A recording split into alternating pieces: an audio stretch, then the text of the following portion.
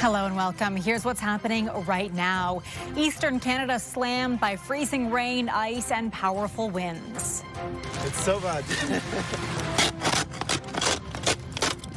Where the rough weather is headed next and how you could be affected. I don't like it. It's not good. New accusations and counterclaims. What threatens to derail peace talks between Russia and Ukraine? How long did he have to wait? Half an hour? Plus, why a fast food first in Newfoundland is getting a spicy reception.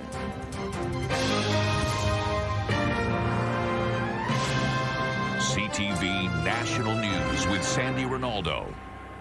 I'm Heather Butts in for Sandy tonight. Eastern Canada is getting hit with some messy winter weather as freezing rain, blowing snow and strong winds hit areas from Ontario to Newfoundland and Labrador. It's putting a lot of stress on busy holiday travel plans with poor road conditions and flight cancellations. CTV Sarah Plowman is tracking it all for us today. Sarah, what's it like where you are? Heather, here in Fredericton, it was ice pellets all day, but now that's turned to rain. Still, sidewalks, parking lots are coated with a thick ice. Today's sport was sidestep the sidewalk. Icy in Montreal thanks to freezing rain and ice pellets. Ice falling, ice everywhere. It's not a day to walk at all. Some embraced it. I'm trying to go on the roads or the bike path if it's a little more paved and if it's a little more clear of ice. By early afternoon, about 21,000 customers had no power. Drivers were warned, be cautious. Conditions will be evolving, so you might be going to smooth conditions to icy conditions, and you might be surprised by that. I had to drive this morning, and yeah, it was pretty nasty. The same system brought a blizzard to Timmins, Ontario, as Environment Canada issues weather alerts for much of Eastern Canada. We have a large low-pressure system that's currently centered over Quebec, and it's brought a lot of weather into the Ontario and Quebec region, and it's starting to push through the Maritimes right now as well. At Fredericton's airport, workers coat the walkway with salt. Slick. It's not quite extremely slippery yet, but definitely good to get salt down before the ice starts. As inside, passengers learn their flight to Ottawa is canceled. I am a little saddened. I'm honestly, I kind of expected that it was going to be like this with the way the weather was today, but I was just really hoping that it would pull through. At the Ottawa airport, more cancellations and frustration. They say it's because of bad weather, but this is Canada. There's snow. You have to expect to be able to fly in it. Significant snowfall and wind in parts of Ontario, but freezing rain is pushing from Quebec into the Maritimes. These are contraptions I made myself. I glued them on. Which is why Brenda Bowen will step right into it. Well, it's winter, so I'm not surprised. I would sooner have a lot more snow than this freezing rain. This system is expected to last here for the rest of the day, overnight, and continue into the early hours tomorrow. Heather. Sarah Plowman in Fredericton for us. South of the border, travel has also been snarled by severe winter weather. Over 100 million Americans are under high wind alerts in the Midwest and parts of the country's Northeast. Whiteout conditions have slowed traffic, while snowy weather grounded flights temporarily out of Detroit. 2 people are dead and 3 hospitalized after an apartment fire in PEI. In the search through the building, we discovered 2 deceased residents of the building. So I just want to say at this time that the fire department extends their sincere condolences. Charlottetown's fire department responded to the fire Sunday morning, removing people through their windows. They managed to extinguish the fire in under an hour. The Red Cross says it's providing emergency relief to 20 people who have been displaced. The cause of the fire has yet to be determined. A deadly avalanche in Spain has killed 3 people. A helicopter searched the area near a ski resort in the northern part of the country. A group of cross-country skiers were caught up in the avalanche, leaving 3 dead and 1 injured. 2 other skiers managed to escape and call for help. Russia has promised to retaliate against Ukraine after it said drones targeted President Vladimir Putin's home. It comes as U.S. President Donald Trump shared fresh optimism about the peace process following a weekend summit with his Ukrainian counterpart. CTV's Andrew Johnson is following the latest. Andrew, take us through the past 48 hours.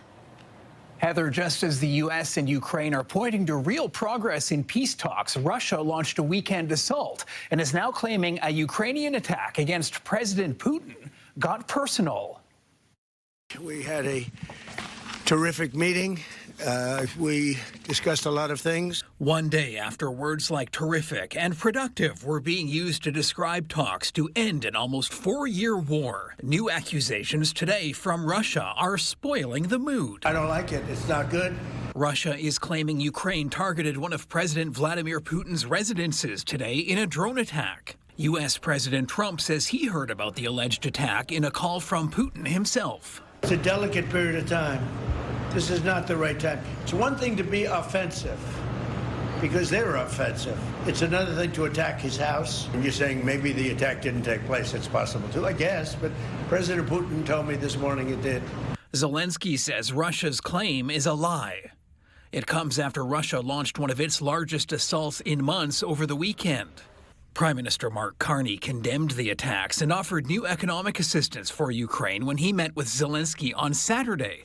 On Sunday, Trump and Zelensky spoke for hours in Florida. Zelensky said today the U.S. offered Ukraine a 15-year security guarantee. We have great achievements, 20-point peace plan, 90% agreed, and U.S.-Ukraine security guarantees 100% agreed. But a former U.S. ambassador to Ukraine says there is no sign Russia is negotiating in good faith. We have seen zero indication, we the general public, or anyone I'm able to talk to, has seen any sign that Moscow is interested in making peace. Russia's foreign minister says in light of the alleged drone attack, peace negotiations will continue, but Russia's position will be reviewed. More talks are expected in the new year with what Trump calls a few thorny issues still to be resolved. Heather. Andrew, thank you. Donald Trump was focused on another major priority at Mar-a-Lago today, the second phase of his Gaza peace plan. The president held talks with Israeli Prime Minister Benjamin Netanyahu. The meeting comes as a group of Canadian activists called for sanctions after they were denied entry into the West Bank, along with half a dozen MPs.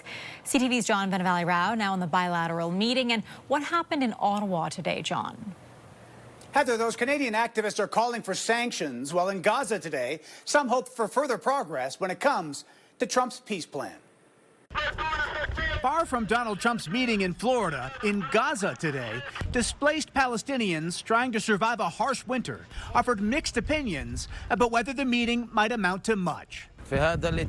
This man saying everyone's exhausted, cold, and urging the U.S. president to get his peace deal moving on to the next stage and eventually reconstruction. Gaza's a tough place. Trump and Israeli Prime Minister Benjamin Netanyahu speaking with reporters, saying Gaza was among 5 major subjects to be discussed. Trump said he hoped to move to phase 2 of the ceasefire plan quickly, but adding Hamas must disarm. He also suggested the U.S. would consider further military action against Iran if the country tries to rebuild its nuclear program. Now I hear that Iran is trying to build up again, and if they are, we're going to have to knock them down. We'll knock them down. We'll knock the hell out of them, but hopefully that's not happening. I heard Iran wants to make a deal. Meanwhile, in Ottawa, a group of activists held a press conference after they were stopped by Israel at this border crossing 2 weeks ago, trying to enter the occupied West Bank from Jordan. Along with 6 MPs, the group, sponsored by the nonprofit The Canadian Muslim Vote, planned to observe conditions there, but was denied entry for what the Israeli Defense Ministry said were security reasons. This denial of access is not an isolated incident. It is a small sample of the systematic control and intimidation that Palestinians face every single day under occupation. The group noting that Israel's security cabinet recently approved the recognition of 19 new settlements in the West Bank, which Canada considers illegal under international law, and calling for sanctions on items that come from them. Any settlement product that's developed and sold should be barred from Canada. As for whether that Canadian delegation will try to go back to the West Bank, today they said they'd like to, but aren't sure what will happen next. Heather. All right, thanks, John. Tensions are rising between China and Taiwan after Beijing launched its largest war games ever around the island. China mobilized its army, warships and fighter jets around Taiwan for live fire exercises, showing how it can cut off the island. Taiwan's government rejects China's claims over its sovereignty and condemned the drills, calling them military intimidation. The escalation comes less than 2 weeks after the U.S. approved an $11 billion weapons package for Taiwan. The man who stood up to a gunman during a terror attack in Australia is now speaking about what happened that day and says he wished he could have done even more. I know I saved lots of people's life, innocent kids and women and all this and men. And I know I saved lots, but I feel sorry still for the lost. Ahmed was seen on video disarming one of the 2 gunmen who carried out the massacre that killed 15 people during a Hanukkah event. In an interview with CBS, the shop owner, originally from Syria, described what happened. I hold him with my right hand and start saying a word, you know, like to warn him, drop your gun. I don't want to hear his gun. I don't want to, you know, see people, you know, screaming and begging, you know, asking help, help. Today, families of the victims called for an investigation into rising anti-Semitism and security agency failures. Shortly after a knockout victory streamed around the world, former heavyweight boxing champion Anthony Joshua was part of a serious car crash in Nigeria. This was the scene where officials say the SUV carrying the British-Nigerian boxer rammed into a stationary truck along the expressway. 2 people were killed in the incident, though Joshua escaped with only minor injuries. The accident comes just over a week after Joshua's heavyweight victory on Netflix over influencer-turned-boxer Jake Paul. Coming up, a Canadian beauty business bucking the trend. We kind of want to make the Canadians proud. How Sukoshi is defying tariffs and going global.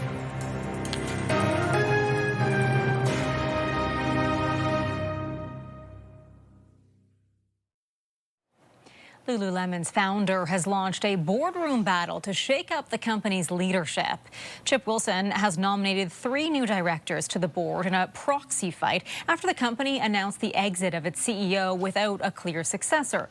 Wilson says shareholders have lost faith in the current board. This year, Lululemon shares were down 45% as the company battled rival clothing brands. Well, the trade war with the U.S. has left a lot of Canadian businesses reeling. One is actually bucking the trend in a big way. Health and beauty retailer Sukoshi has already made a big impact across Canada, and as CTV's Judy Trin shows us, they're making a push to go global. They waited hours to see K-pop star, former GOT7 band member Mark Twan, now a soloist, up close. I am a fan of GOT7 and I flew from Edmonton this morning. They are fans of the music and the moves. I've cut choreography. They're all very synchronized. A cultural moment created at Sukoshi, a Canadian retailer headquartered in Toronto. K-pop fans have become loyal customers. 70% of the beauty products on the store's shelves are from South Korea. I was definitely more interested in it when K-pop started booming as well, right? Like BTS or Blackpink, they started getting really popular. So everyone was like, oh, these people are so beautiful. Sukoshi has 16 stores across Canada, but the CEO has bigger ambitions. One of the things as Canadians is we're very humble in what we do.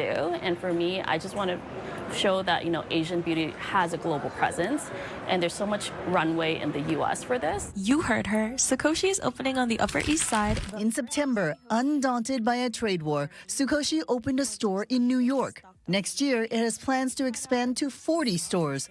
Almost all the new locations will be in the U.S. Even with tariffs, the company says it's been able to keep prices stable. Strengthening our margins, working with our brand partners, figuring out ways that we can sort of grow the industry and make it a win-all situation. Sukoshi is already the biggest purveyor of K-beauty in North America. The company wants to be the Canadian equivalent of Sephora, based here, but with a global footprint. Judy Trin, CTV News, Toronto. Still ahead, a scorching year for Atlantic Canada. We look back on the toll taken by devastating drought.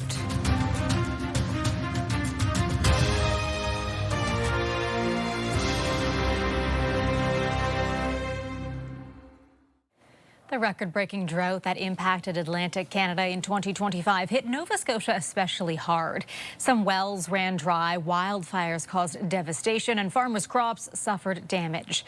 The extreme weather has left lingering concerns about the health of the soil heading into the next growing season. CTV's Paul Hollingsworth looks back on one of the major weather stories of the last year.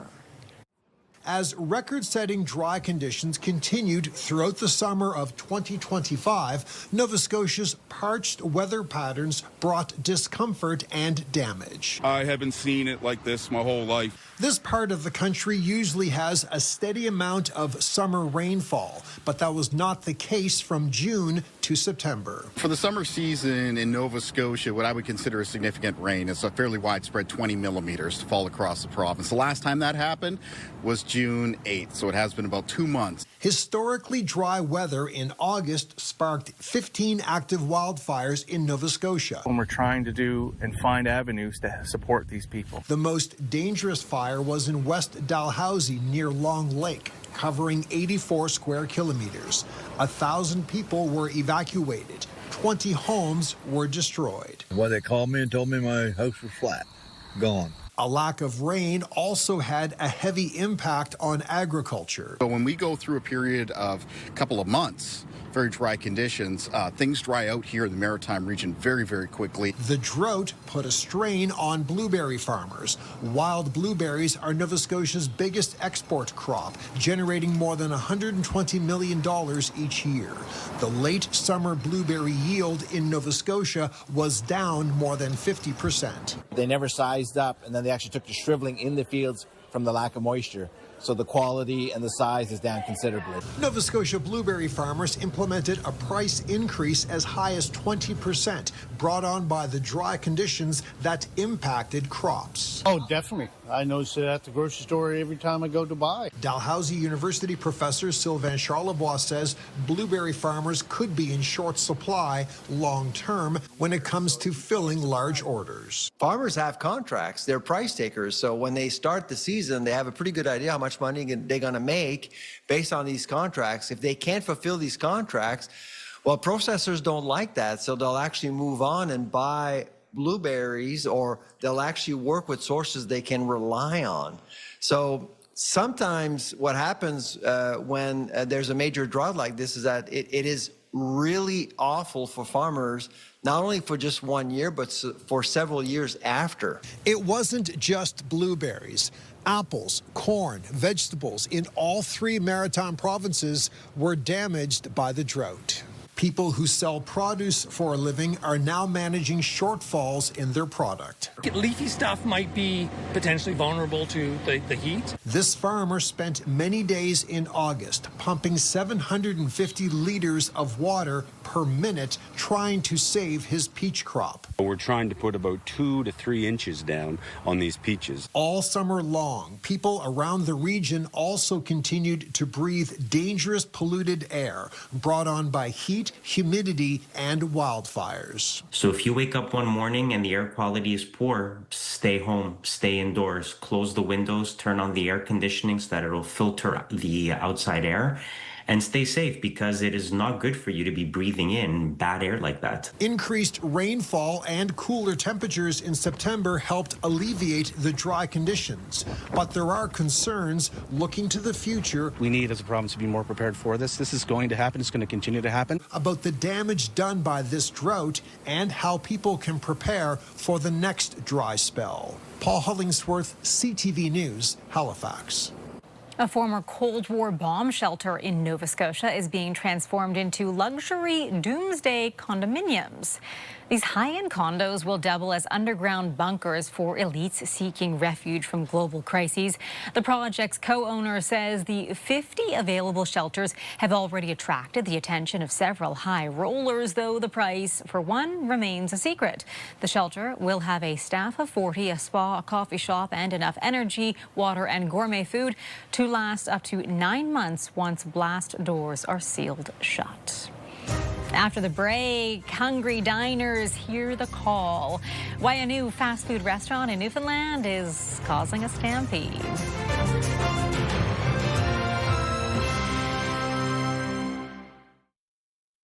People in St. John's are dealing with unexpected traffic delays. The slowdown caused by a fast food chain.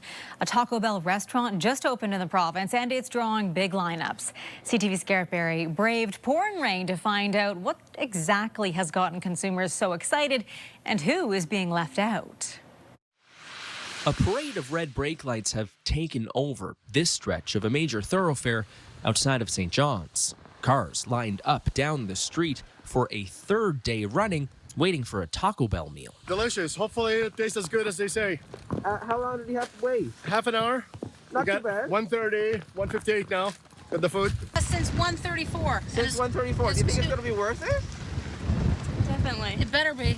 It's just something different, something we haven't had in a long time. It was here a couple years ago, came and gone, but nice to have again, see? No, it's not the first time the restaurant has come to this province, but this reception has been staggering. Over the weekend, some reported waiting hours just for a taste. My son's birthday's New Year's Day. He wanted some. The lineup seemed pretty good today, so I said, okay, I'd get in the lineup and for him to have a try. The city of Mount Pearl has been forced to implement some traffic measures to help manage this lineup. They've banned left-hand turns in or out of the Taco Bell restaurant itself. They also have enforcement officers down here in the lineup trying to smooth things along. One job, ensuring people can get in and out of this nearby funeral home.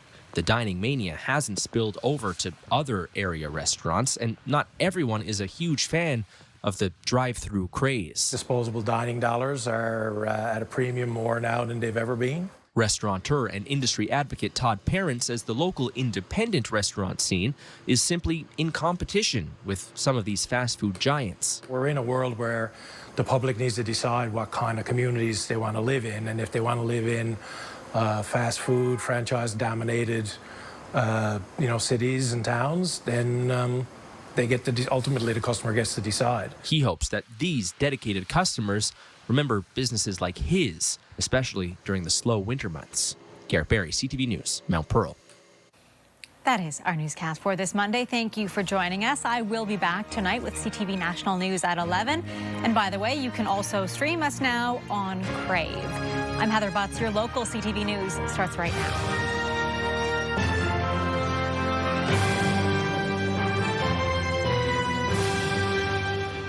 CTV National News, Canada's #1 newscast.